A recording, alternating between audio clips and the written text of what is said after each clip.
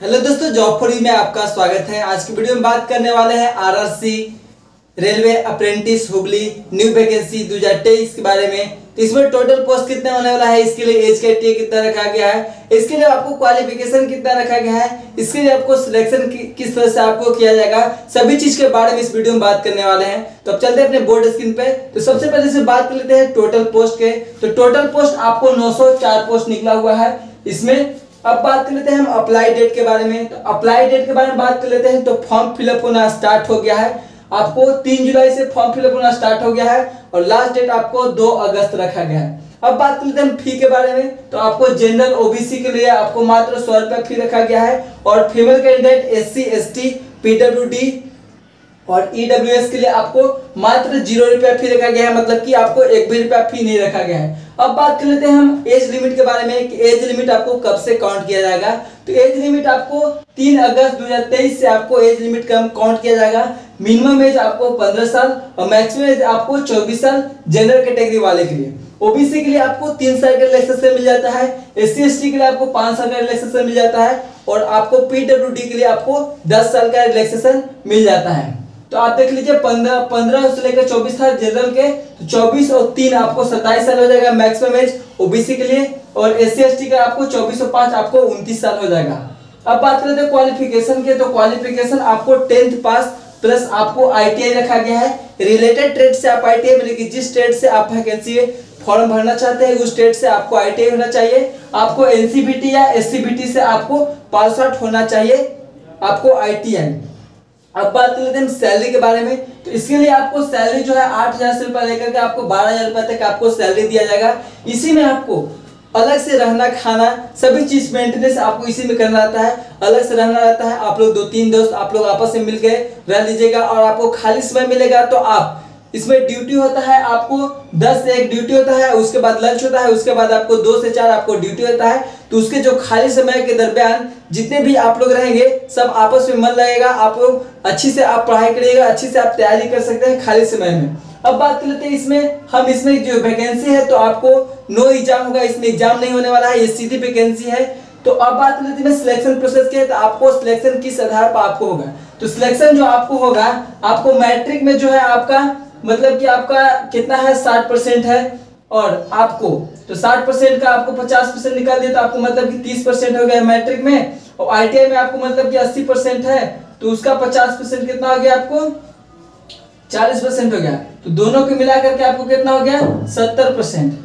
10th का आपको marks plus आपको जो है आईटीआई का परसेंटेज है उसके दोनों को मिला करके आप कितना हो जाएगा 30% कितना हो गया उसका मैट्रिक का और 40% क्या हो गया आपको आईटीआई का। तो दोनों को मिलाकर कितना हो गया आपको 70% हो गया। तो इसी के आधार पर आपको जो है मैट्रिक और आपको आईटीआई के परसेंटेज के आधार पर आपको जो है सिलेक्शन होगा। तो आपको अगर 50% से आपको अधिक है तो आप इस फॉर्म के लिए एलिजिबल है, आपको सिलेक्शन होने का चांस इसमें बन जाएगा। अब बात कर लेते हैं हम इसमें ट्रेनिंग पीरियड के। तो इसमें जो आपको ट्रेनिंग होगा ये आपको परमानेंट वैकेंसी नहीं है, आपको 1 साल के लिए आपको ट्रेनिंग दिया जाएगा वहां पर और ट्रेनिंग देने के बाद आपको उसको आपको सर्टिफिकेट दे दिया जाएगा, सर्टिफिकेट स्किल आपको सिखा दिया जाएगा। उसके बाद अगर आप कहीं भी आप अगर प्राइवेट कारखाना में जाते हैं या प्राइवेट फैक्ट्री में जाते हैं तो आपको हाथों हाथ जॉब मिल जाएगा। अब बात करते हैं अप्रेंटिसशिप करने का फायदा। इसको अप्रेंटिसशिप करने का फायदा क्या होता है। तो जब आपको ग्रुप डी के वैकेंसी आता है तो ग्रुप डी के वैकेंसी आता है तो उसमें से आपको जो है ना 20% सीट जो है ना कि आपको अप्रेंटिस जो शिप करने रहते हैं उनके लिए जो है सीट रिजर्व रहता है।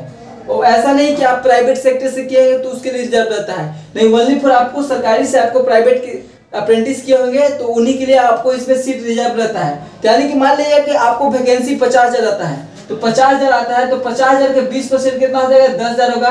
तो 10,000 होगा तो कितना हो जाएगा 10,000 जो पोस्ट हो जाएगा वो ओनली फॉर अप्रेंटिस के लिए हो जाएगा और बाकी जो 40,000 पोस्ट रहेगा उस पर जितने भी कैंडिडेट हैं वे सारे इस 40,000 पोस्ट पर अप्लाई करेंगे। तो लगभग इसमें जो होता है 1.5 करोड़ जो होता है अप्लाई करते हैं 40,000 पोस्ट पर करेंगे।